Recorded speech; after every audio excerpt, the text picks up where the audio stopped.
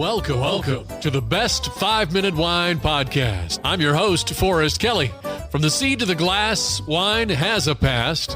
Our aim at the Best 5-Minute Wine Podcast is to look for adventure at wineries around the globe. After all, grape minds think alike. Let's start the adventure. Our featured winery is... We continue our conversation with Richard Turley of Colorado Cellars in Palisades, Colorado.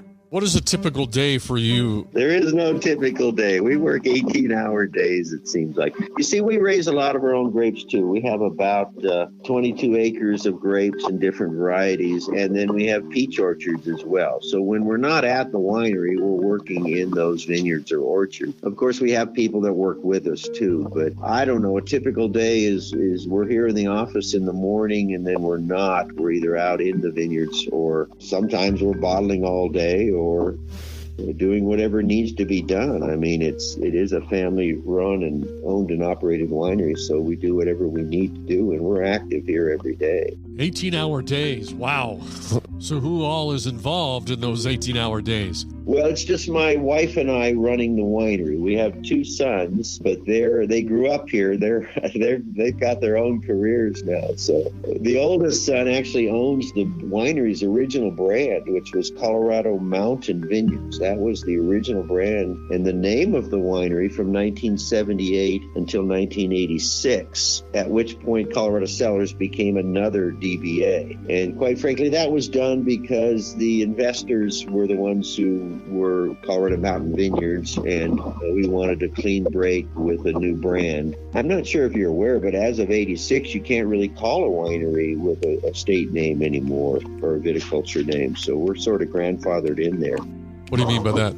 Well, it's a federal law. You can't use AVA name in your company name anymore. You can't call a winery California Cellars or Nevada Cellars or anything like that. It's prohibited as of 1986. There's got to be some logic behind that, I guess. Well, I think the logic was, as I understand it, there was an old brand called California Cellars operating out of California, but they were using wine from another country. The BATF felt that it was confusing a customer. That's what most of these laws are supposed to do, is to clear up and make it easier for the customer to understand what they're getting, although I'm not sure if that's always happened.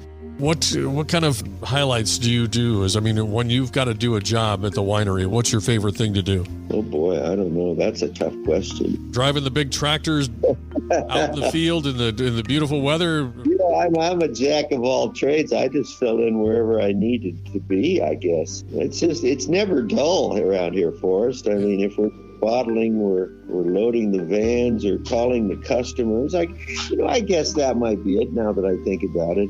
Having been on the road, up until a year ago, I was the one doing all the deliveries and visiting the accounts. So that's probably my favorite part, is still visiting with them once a week. How far away do you go? Well, we do the whole state, so pretty far. Colorado's a big state. Right, yeah. Your wife, how long have you been married? Wow, let me think. 1981, 41 years, she says. She's signaling me 41 years. And she has always wanted to be a winemaker? Oh, I don't know about that. She jumped right into it, and she does pretty good, I think. We've got a wall full of medals, so something's right. Yes, I see. That might be an understatement. In 2011, Colorado Cellars entered the first Colorado Governor's Cup wine competition. A wall full of medals. Yes, your entire line of 24 wines won a medal. In our next episode, we'll find out more about these award-winning wines. Will somebody answer that phone? It's time, boys and girls, for our listener voicemail.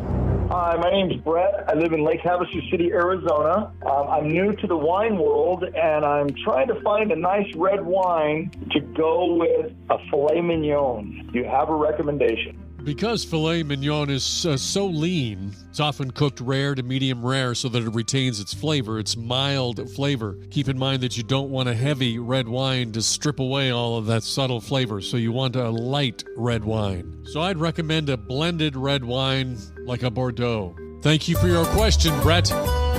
Thank you for listening. I'm Forrest Kelly.